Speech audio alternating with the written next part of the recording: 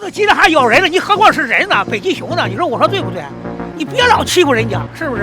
兔子鸡蛋还咬人了，你说我说对不对？然后逼人绝了了，他还反击了，那也不是一般的人物，那也是个天才，他是会柔道，知道吗？4两拨千斤，知道吗？你别跟他美国大，是不是？也就他给你叫板，中国还不敢跟他叫板。我跟你说，瘦死骆驼比马大，你看。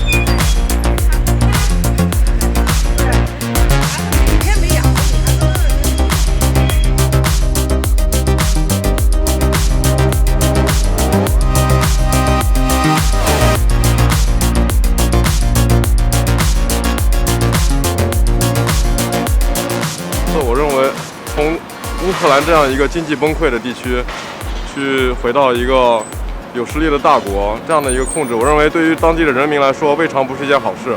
而且，这也许也是他们心中所想的。他不能否认的是，它是一种侵略，但另一方面，它也迎合了当地很多人的诉求。